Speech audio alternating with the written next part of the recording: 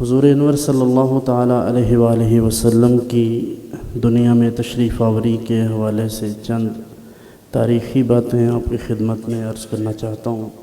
سید عالم صلی اللہ علیہ وآلہ وسلم جب تشریف لائے تو امام ابن جریر اور ابن خلدون جیسے عظیم محقق فلاسفر اور دیگر اہل علم نے اس بات پر جزم کیا، سب نے اس کو لکھا کہ ولادت باسعادت کا جو دن ہے وہ پیر کا دن ہے اور تاریخ 12 ربیع الاول ہے۔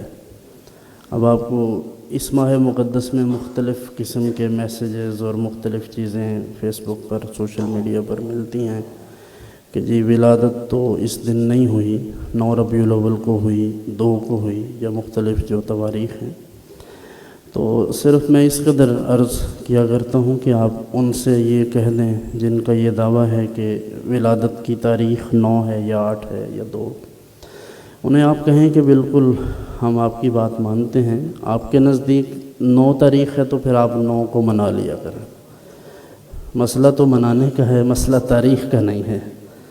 تو بہرحال ہم تو یہ سمجھتے ہیں کہ اگر ان کے دل کو اللہ تعالیٰ نے ایمان کے نور سے منور کیا ہے تو انہیں اس بات میں کوئی عار نہیں ہونا چاہیے۔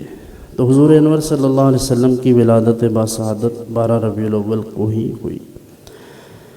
اس کے بعد اب دیکھنا یہ ہے کہ حضور کی دنیا میں تشریف آوری کس طرح سے ہوئی۔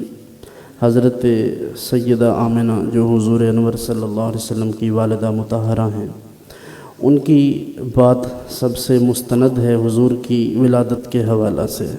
سیر اعلام النبلاء میں امام ذہبی نے لکھا کہ حضرت سیدہ آمنہ فرماتی ہیں کہ خرج منی نور اضاءت منہ قصور الشام، میرے جسم سے جب حضرت رسول انور صلی اللہ علیہ وسلم کی پیدائش ہوئی تو میرے جسم سے نور نکلا، اور یہ اس نور کے سبب ایسا ہوا کہ میں نے شام کے محلات کو بھی دیکھا۔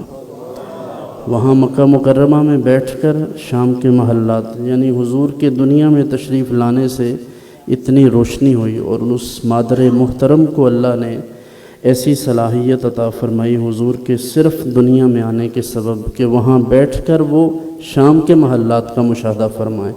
تو کوئی تعجب کی بات نہیں کہ حضور اپنی قبر انور میں بیٹھ کر ساری امت کا مشاہدہ فرما سکے۔